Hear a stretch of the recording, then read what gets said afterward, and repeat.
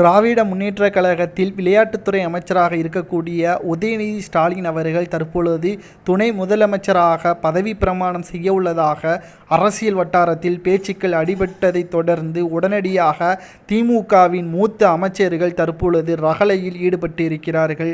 அமைச்சரின் மகன்கள் அமைச்சராகவும் முதலமைச்சரின் குடும்பத்தினர்கள் மீண்டும் முதலமைச்சராக வர வேண்டும் என்றால் இது அரசியல் கட்சியா அல்லது வாரிசு அரசியல் கட்சியா என்ற கேள்விகளை தற்பொழுது ஸ்டாலின் அவர்களுக்கு எதிராக முதல் ஆளாக குரலை எழுப்பியிருக்கிறார் அமைச்சர் துரைமுருகன் அவர்கள். காரணம், தற்பொழுது 60,000 கோடி மணல் கொள்ளையின் மூலமாக மிகப்பெரிய ஒரு ஊழலை செய்திருக்கும் துரைமுருகன் அவர்கள் தற்பொழுது எப்ப வேண்டுமானாலும் அமலாக்கத்துறை அதிகாரிகளால் கைது செய்யப்படலாம்.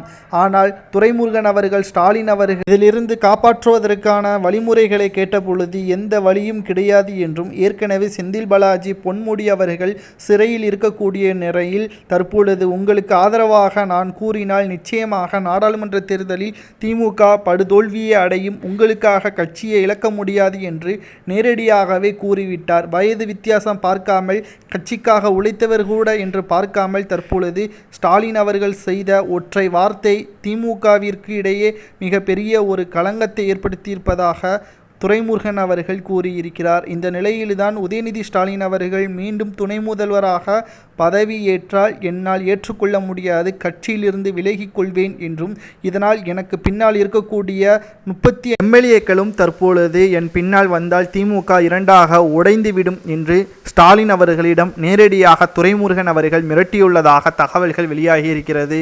முதலில் கருணாநிதி, அடுத்தது ஸ்டாலின், தற்பொழுது உதயநிதி.